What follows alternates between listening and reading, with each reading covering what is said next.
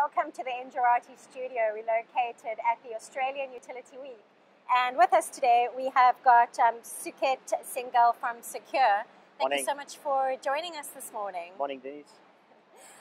So we were having a bit of a chat earlier this morning about becoming a unique retail business. And this is quite an important thing since the industry is just becoming that much more competitive and more complex with every day. What is Secure's definition of a unique retail business? I think in markets like Australia and New Zealand, it's really important to be unique because these are one of the very few competitive markets in energy in the world. And what that allows energy retail businesses to do is to develop some very unique product propositions, and that then allows them to become profitable and sustainable businesses in their own right. And I think that's a very unique retail business. Yeah. Now, you did quite a lot of business within the UK. Yeah. And we were also discussing earlier the case with Utilita. Do you want to just give us a little bit of perhaps a couple of tips, perhaps, as to what you had learned there, perhaps what challenges there had been, Sure. perhaps some opportunities that you picked up on that particular case? Sure. So Utilita is a business of ours. Yeah. We have an energy retail business in the UK. It's now got about 500,000 customers. Right. We acquired the business in 2008 and have been growing the business from, at that time, it had about 20,000 customers. In 2012, 2013, it had about 50,000 customers, and now we've got about 500,000 customers. And it's, having a retail business is a challenging business. In principle, it's a very simple business, but actually it is a very complicated business as well.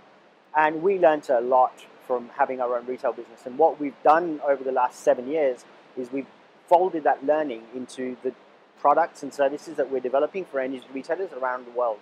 And that's allowed us to deliver some really, really unparalleled products, because we're the only meter manufacturer in the world, we're the only controls manufacturer in the world who has the ability to understand what a retailer needs, and as a consequence of that, we understand exactly what the customer needs. So what does the retailer of today actually need? What challenges are they facing, and what are their needs right now? The retailer today just needs data, really, and if they're really clever about how they use the data within their business, then they can create some really cool products and also become super efficient in the way they run themselves. And the key to the data is that you can't spend a lot of time doing the IT integration. The IT integration has got to be simple. All the time that you spend developing your IT technology, your information system technology, has got to be spent on business processes and on customer products. So the IT integration has got to be taken as a given. It's got to be quick. Right, okay. Where does Australia and New Zealand sit at the moment with regards to really harnessing the full potential of the investments that they're making today? How are they comparing with, for example, Europe and the States?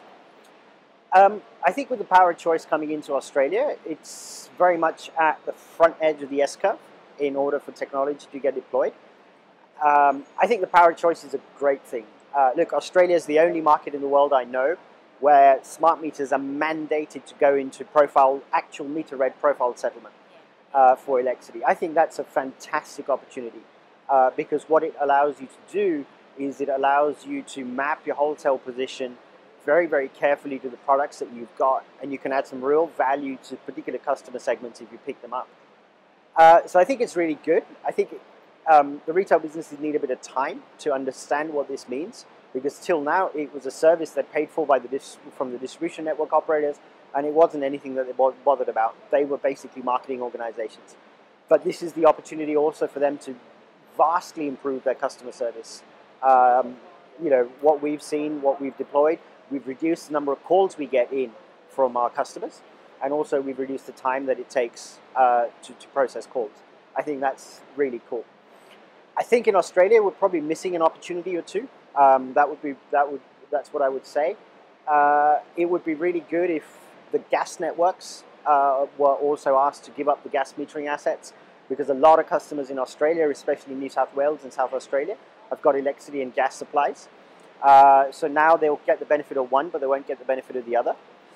And the other thing which Australian customers I think can really do well is with smart metering, you can develop a lot of convenient ways for them to pay their bills.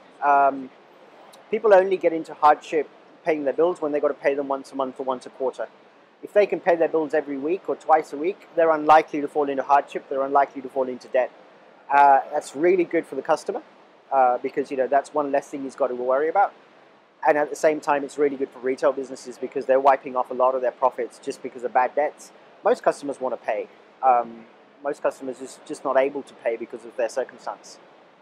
Are there any particular unique challenges specific to Australia and New Zealand when you're looking at other regions around the world? Are there any specific challenges that Australia and New Zealand face when it comes to metering and billing? Not really. I think metering and billing are they're what I call the hygiene factors in retail businesses now. You can't get them wrong. If you get them wrong, you've lost the trust. I think Australian utilities are probably more trusted than some of the other utilities around the world. I think in Australia, the key challenge is what's happening on generation assets and how that links to particularly SME customers and residential customers. And I think bridging that gap and using data to bridge that gap effectively is when it's going to be most cost effective for customers. Any projects that are on the shelf at the moment or are in progress right now within this region that you'd like to share with us? No specific projects that I'd like to talk about, I think, but we're very happy with the power of choice. It is a structure which I personally believe and our company believes is going to be really good for electricity customers in Australia. So we're working with pretty much all the retail businesses in order to be able to deliver to customers some pretty cool new products. And I think that's really what we're looking forward to. Right, okay. In your opinion, as far as smart metering is concerned, where do you see it going, say, within the next 10 years in this region? I think in the next 10 years, given the power of choice, I think about 80 to 90% of the meters would be replaced and some sort of smart technology would be there. I think it's I think it's going to be a slightly slow burn. I think people will figure out what they need to do and will then put in technology to do that. I also think that within the home, we should be preparing ourselves for at least one change of technology within the home because it's free. Any retailer can do what they like as long as security is there. And I think we should be preparing ourselves for one change of technology in the home. Right, okay. So my last question to you is, what would your advice be to utilities in this region specifically when it comes to metering, billing and the customer? I think it's a great opportunity for utilities.